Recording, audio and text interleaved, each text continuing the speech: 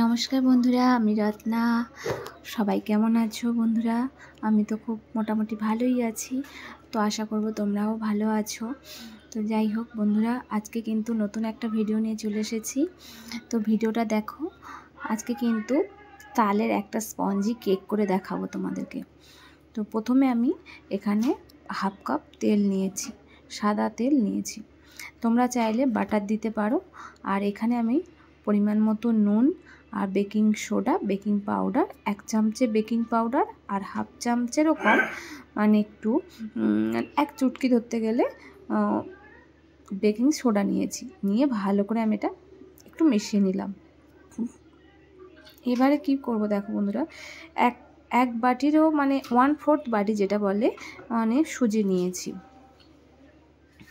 তোমরা চাইলে চালের গুঁড়ো করতে পারো, কিন্তু সুজিটা দিলে খুব নরম হয় আর খুব স্পঞ্জি হয়। তো এবারে ওই বাটির 1 বাটি আমি তালের পাল্পটা নিয়ে নিয়েছি। তালের পাল্পটা নিয়ে সুজির সাথে ভালো করে আমি মিশিয়ে নেব এইভাবে। তো এইভাবে সুন্দর করে মেশানোর পর আমি দেখো এই বাটির 1 বাটি ময়দা দিয়েছি, দিয়ে সব কটাকে একসঙ্গে সুন্দর করে মেশাবো। যেখানে কোনো না, আমি ময়দাটা একটু চেলে নিয়েছি, যদি না ডালা থাকে খুব ভালো হয়, ডালা থাকলে মানে অসুবিধা হয়। তো এটা যেটা দিলাম এটা কোনো জল নয়, চিনি আমি মানে গুঁড়ো করিনি, যেটা ডাস্ট চিনি হয়, গুঁড়ো করিনি, চিনিটা আমি গলিয়ে নিয়েছি। তো সেই চিনি 1 বাটির মতো চিনি আমি দিয়েছি। যে বাটির মানে যে বাটিটা মাপ দিয়ে আমি করছি সেই বাটির 1 বাটি আমি চিনি মানে গলিয়ে নিয়েছি। তোমরা চাইলে মিষ্টি কম বেশি মানে তারতম্য করতেই পারো, কিন্তু আমি ওই বাটির 1 বাটি আমার অনুযায়ী মোটামুটি 200 গ্রামের মতো চিনি নিয়েছি। তো এবার দেখো আমার ব্যাটারটা একটু টাইট লাগছে, তো এবার আমি একটু দুধ দিয়ে মানে একটু পাতলা করে নেব। এত টাইট ব্যাটারে আমি করব না কেকটা, তো স্পঞ্জিটা কম হবে।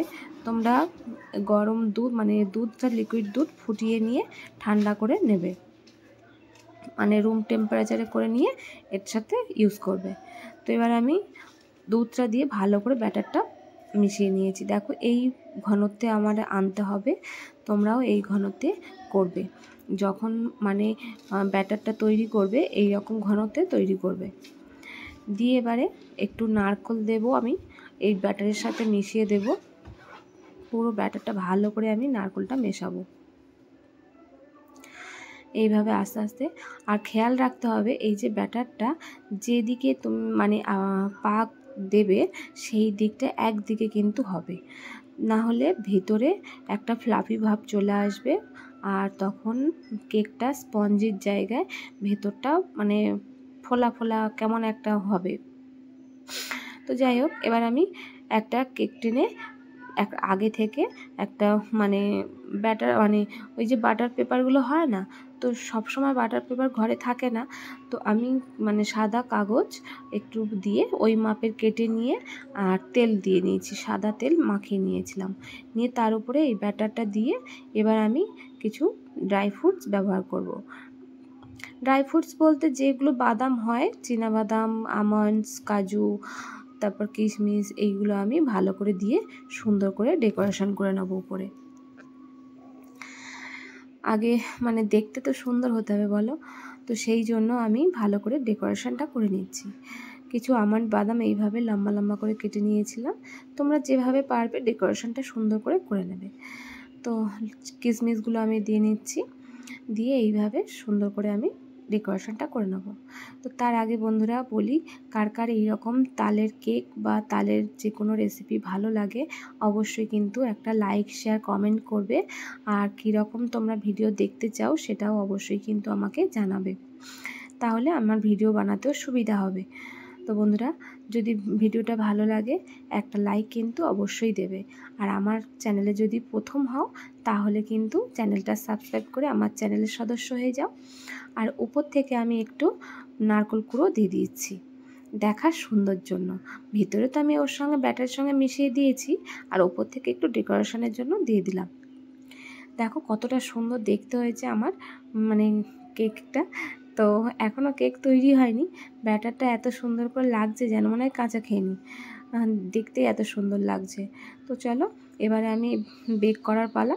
এবারে আমি কিন্তু একটা এদিকে কড়াইতে অল্প মানে একটু নুন, 250 মতো নুন নিয়ে নুনটা একটু খেলিয়ে দিয়ে তার উপরে একটা স্ট্যান্ড রেখে দিয়েছি, দিয়ে এই কড়াটা ফ্রি হিট করে নিয়েছি। নিয়ে এবার এর উপরে আমি কিন্তু ওই কেক টিনটা বসিয়ে দেবো। খুব সাবধানে করতে হবে এটা, কারণ কড়াইটা খুব গরম। তো এবারে আমি ভালো করে চাপা দিয়ে দেবো। এই ধরনের গামলা ঢাকা দিলে খুব সুন্দর হয়, ভালো করে হয়। তো দেখো আমি এখানে 30 থেকে 35 মিনিট রেখেছিলাম। রাখার পরে আমার কেকটা কিন্তু মোটামুটি হয়ে গেছে। তো আমি একটা মানে কিছু দিয়ে, এই দেখো ছুরি দিয়ে আমি দেখাচ্ছি তোমাকে, দেখো ছুরিতে একটুও লেগে যাচ্ছে না, তার মানে আমার কেকটা কিন্তু একদম সুন্দর হয়ে গেছে, বেকড হয়ে গেছে। তো এবারে কিন্তু আমি কেকটা নামিয়ে ফেলবো।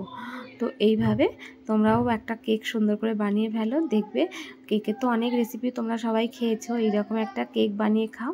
তো আমি কেকটা ঠান্ডা হয়ে গেলে ডিমোল্ড করে নিয়েছি। আর উপর থেকে যে আমি কেকের যে নিচে আমি মানে কেক টিনের তলায় যে আমি কাগজটা দিয়েছিলাম, এইভাবে আমি কাগজটা আস্তে আস্তে তুলে নেব। দেখো আমার কেক কিন্তু একটুও পুড়ে যায়নি, খুব সুন্দরভাবে সেঁকা হয়েছে, বেকড হয়েছে। তো এইভাবে তোমরাও করে নাও, তোমাদেরও সুন্দর একটা কেক হবে। আর কেক যারা খেতে ভালোবাসো বা তালের রেসিপি যারা খেতে ভালোবাসো, তাদের কাছে এইরকম একটা সুন্দর স্পঞ্জি কেক হলে তো আর কোনো কথাই নয়। তো চলো এবার কিন্তু আমি কেকটা কেটে দেখাবো তোমাদের কতটা স্পঞ্জি আর কতটা নরম হয়েছে। বন্ধুরা সত্যি বলছি বন্ধুরা, এত সুন্দর হয়েছে কেকটা, দেখতে তো খুব অসাধারণ হয়েছে, তোমরা দেখেই বুঝতে পারছো কতটা সুন্দর হয়েছে। তো কেকটা সত্যি খুব স্পঞ্জি হয়েছে আর খুব নরম হয়েছে। তো তোমরা চাইলেই কিন্তু এইরকম একটা রেসিপি ঘরেই তৈরি করে নিতে পারো। আর এই রকম কেক মানে তালের সিজনে এইরকম একটা তালের কেক না হলে কি চলে বলো? তো সবাই তো মানে অনেক রকমের রেসিপি করে, আমিও করেছি, কিন্তু একটা তালের রেসিপি এইরকমভাবেও করলাম। তোমাদের কেমন লেগেছে অবশ্যই জানাবে বন্ধুরা। দেখো আমার কেকটা কতটা নরম আর কতটা স্পঞ্জি হয়েছে, আর খেতেও খুব ভালো হয়েছিল। সবাই আমার বাড়িতে বলেছে খুব ভালোবেসেছে। আর তোমাদের কেমন লাগলো ভিডিওটা অবশ্যই করে জানাবে। আর যদি পারো তোমরা বাড়িতে একদম সুন্দর করে একটা কেক বানিয়ে ফেলো ঝটপট করে। তাহলে বন্ধুরা আজকের মতো বিদায়, সবাই ভালো থেকো, সুস্থ থেকো, আর সবাই খেয়াল রেখো, আর ভিডিও বেশি বেশি করে দেখতে থাকো, শেয়ার করে দাও।